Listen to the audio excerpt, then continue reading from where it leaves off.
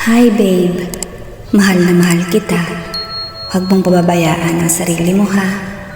Kahit wala na ako dyan sa tabi mo, palagi mong tatandaan na mahal kita. Sorry kung gagawin ko to. No choice na kasi ako. Nahihiya na akong humarap sa mga tao dahil sa nangyari.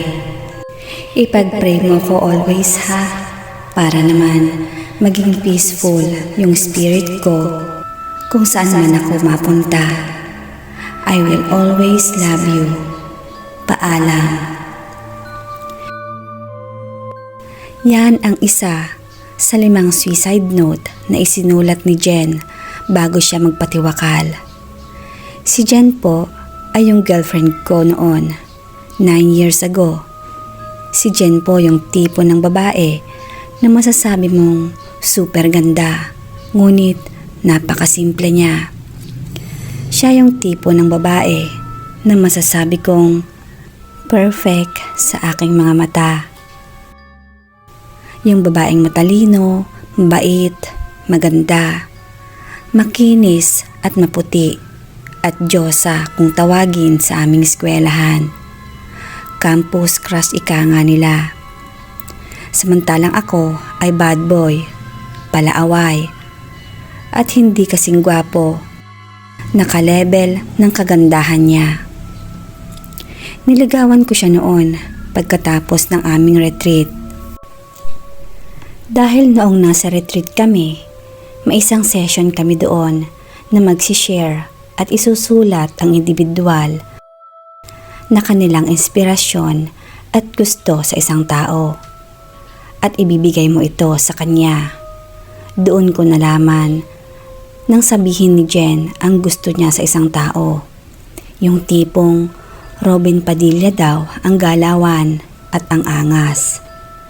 Yung tipong parang masamang tao pero ang bait pala kung iyong makikilala. Yung taong handang proteksyonan ka at damayan ka kung ikaw ay may problema. Yung tipong hindi boring kasama at hindi nauubusan ng mga jokes. Ang lahat ng yun ay ako ang dinidescribe niya. At ayun na nga, pangalan ko nga yung binanggit niya. Doon na nagsimula ang pagiging close namin at doon ko na siya niligawan. Noong sinagot niya ako, sinabihan niya ako na wag ko daw baguhin ang estilo ko, yung pag-uugali ko, dahil lang sa kami na. Wag mong palitan ang pag-uugali mo dahil lang naging tayo. Wag mong palitan ang mga nakasanayan mo dahil naging tayo. At lalong-lalo na, wag mo akong lolokohin dahil minahal kita kung ano at sino ka. At mamahalin pa rin kita kahit sino ka pa. Naging maganda ang aming relasyon. Open ako sa pamilya niya at open din siya sa pamilya ko. Pumupunta ako sa bahay nila at minsan sa bahay na rin siya natutulog. 1 taon at 8 buwan bago nangyari ang lahat. Ang pangyayaring iyon ang nagpabagsak ng mundo ko ng ilang taon. Ang hirap makamove on nung mga panahong yon. Para bang bula na naglahong bigla ang mga pangarap nyo sa isa't isa. Parang panaginip lang ang lahat na hindi mawala-wala sa isipan mo. Isang araw, nagpaalam si Jen sa akin na mag-a-absent daw siya kinabukasan dahil susunduin daw nila ang tita niya at ang pinsan niya sa airport galing ng Canada. Tanong ko sa kanya, kailan ka babalik? Sinagot niya lang ako ng, basta tatawagan na lang kita. So nag-agree na ako. Kinabukasan, pagdating nila ng bahay nila galing airport, dumiretso siya agad sa bahay para bigyan ako ng chocolates. Doon niya sinabi sa akin na baka 1 week daw siyang absent dahil daw mag-outing nga sila. Ang sabi ko, Ang tagal naman nun. 1 week din kaming hindi magkakasabay sa school at hindi magkikita. Ang sabi niya, "Huwag kang mag-alala, mahal naman kita. Parati kitang bibisitahin sa inyo." Yon ang sabi niya sa akin, kaya't nag-agree na ako. Kinabukasan, tumawag siya sa akin na pupunta daw sila sa Bukora. 2 days, 1 night daw sila doon. So sabi ko, mag-iingat ka dyan. Alam mo naman na mahal kita. Huwag masyadong magbabad sa dagat, baka masunburn ka. Kinilig naman ako sa sinagot niya. Opo, boss. Iingatan ko tong katawan ng mahal mo. Mahal din kita. Yon ang sabi niya sa akin. 3 araw ang lumipas nang nakatanggap ako ng tawag galing sa kanya. Pasado 2:00 na yata yon ng madaling araw. Umiiyak siya at ang hina ng boses niya. Hinihingal at piyok ng piyok. Hindi ko tuloy maintindihan ang mga sinasabi niya. Sinabi ko sa kanya na i-text na lang niya dahil hindi ko maintindihan. Ang naiintindihan ko lang sa mga sinabi niya na palagi mong tatandaan, boss. Mahal na mahal kita, alam mo yan. Mag-iingat ka palagi. Saka naputol na ang tawag at yun na yung huling oras ng aming pag-uusap. Huling boses niya na ang aking napakinggan. Huling salitang, "Mahal kita," na kumilig sa akin.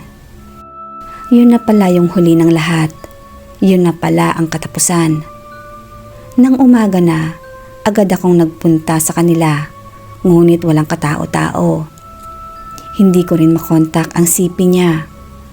Wala din akong number ng mama niya, kaya't umuwi na lang ako. Lunes, nang pumasok ako ng school.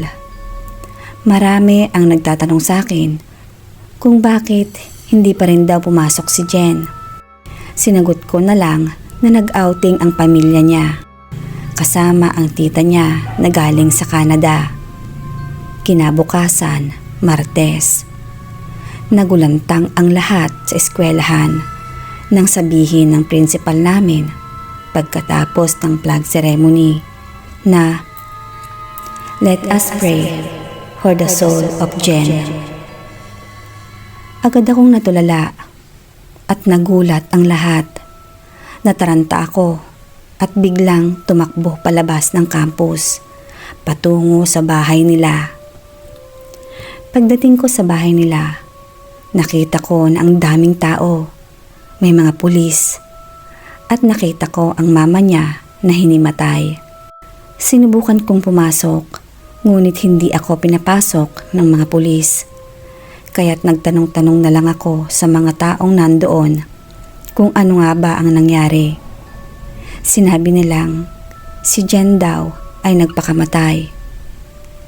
Napasigaw ako at para bang gusto kong magwala.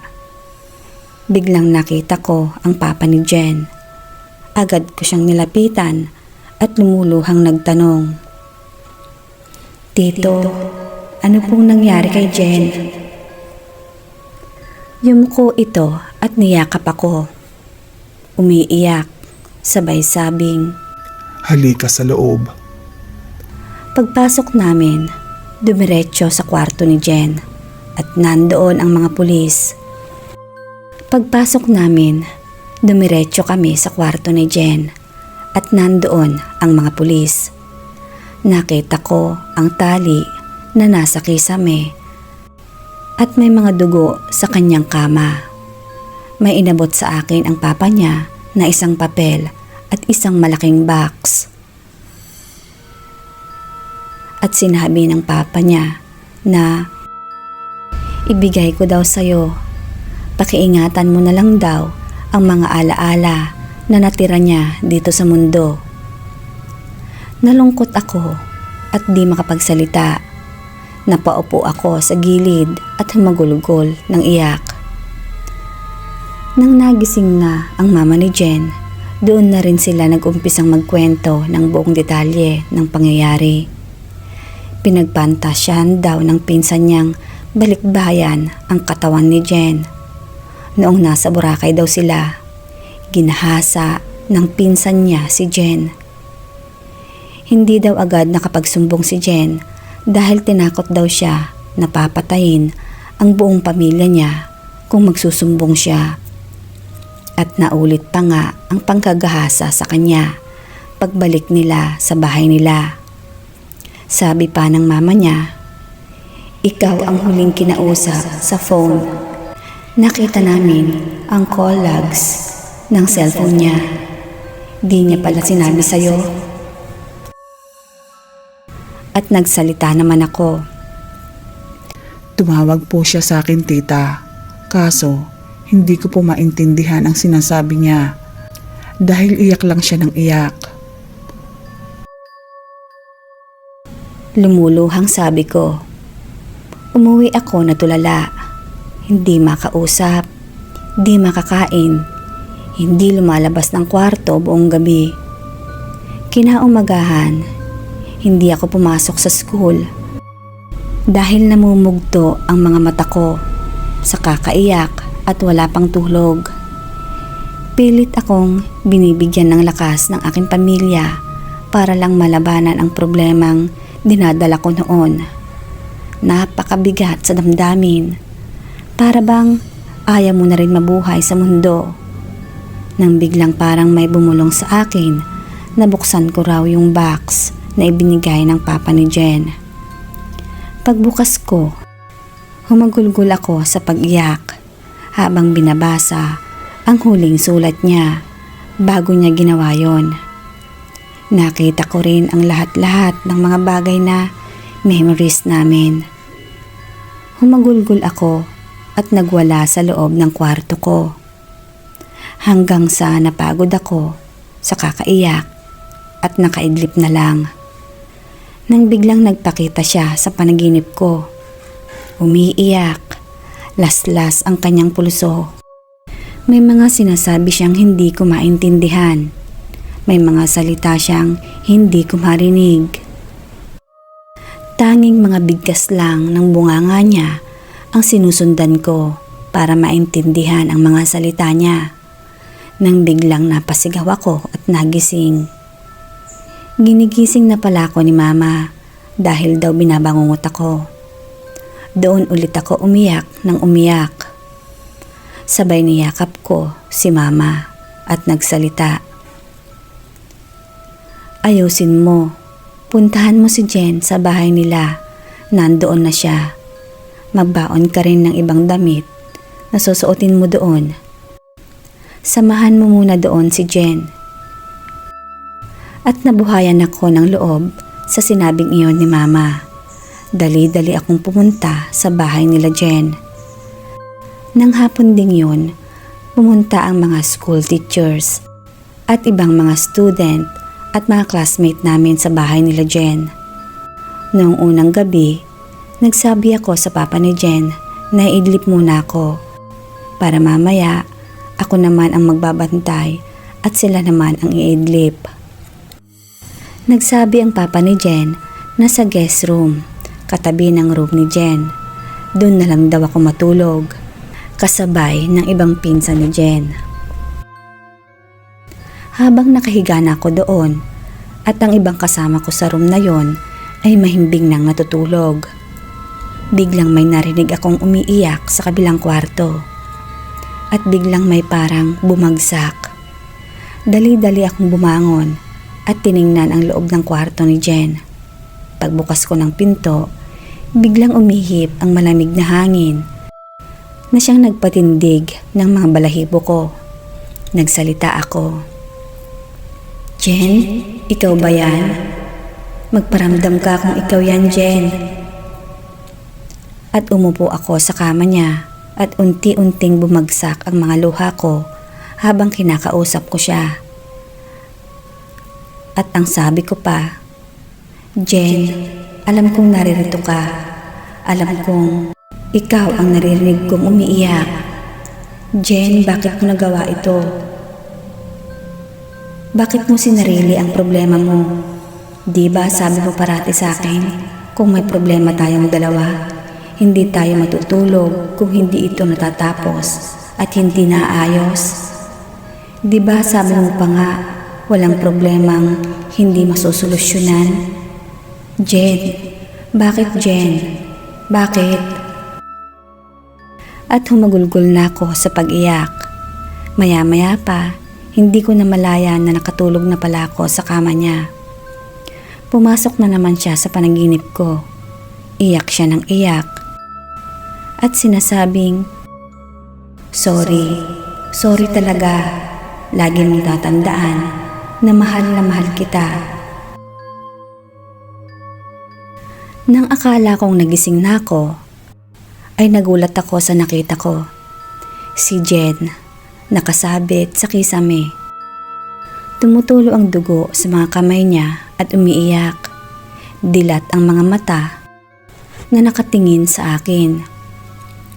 Sinigaw ko ang pangalan niya at biglang nagising ako at napaupo sa kama.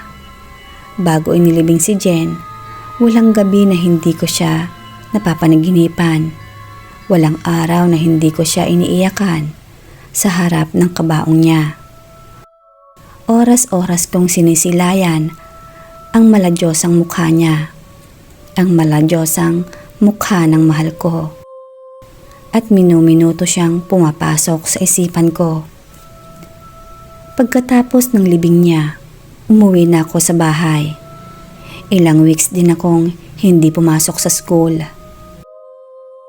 Itinatak ko sa isipan ko na tutuparin ko lahat ng sinabi ni Jen sa huling sulat niya.